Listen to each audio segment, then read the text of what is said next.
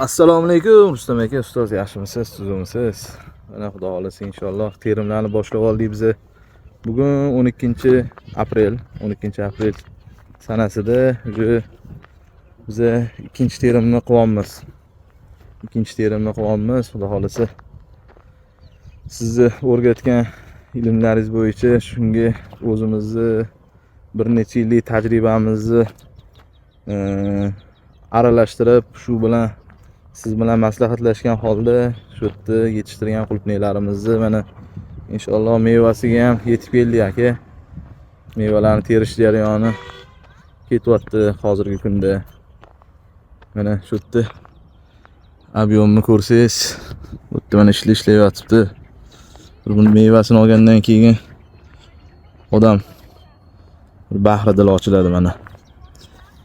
Mana shunaqa qilib terilyapti mana.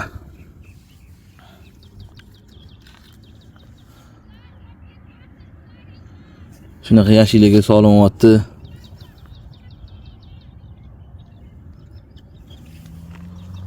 Qulupnaylarning holatiga keladigan bo'lsak,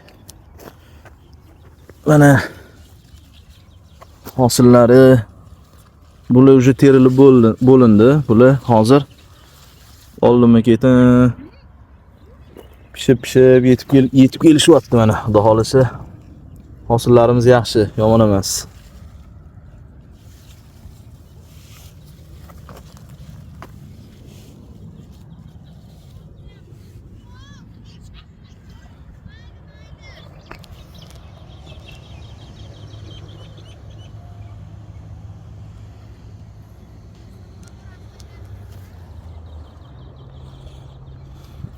Xo'p, bu yerda nima ishlar qilingani shu shogirdlaringizga, o'zingizni kuzatuvchilarga, o'zingizni kanalingiz kuzatuvchilariga ma'lumot uchun bu yerda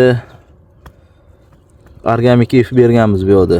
Ochiq dala bo'lishiga qaramasdan, teplisida qanaqa ishlar qilinadigan bo'lsa, o'sha formula asosida bu yerda ishlov ketdi. Har bittasida retsept bo'yicha har kuni oziqlantirildi.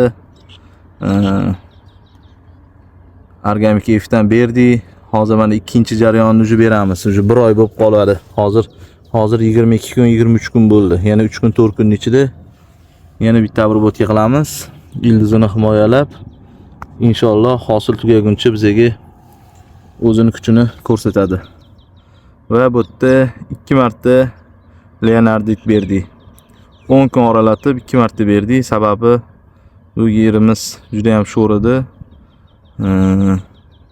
Har kuni oziq yegan hisobiga suvimiz pH 10, suvimiz esisi 1.1, 1.2. Shuning uchun Leonarditdan 2 marta bosib berib yubordik. Sirrazi mana o'zgarish bo'lgan. Barglarini ko'rsanglar hech qanaqa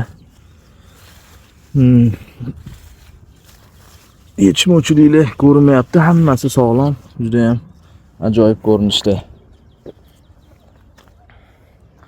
Inshaalloh bunaqa polilardan yiliga 3 karra, 10 karragacha ko'paytirish niyatidamiz. Albatta sizni ilmingizga berayotgan yordamlaringizni kuchi, mevasi deb bilaman bularni.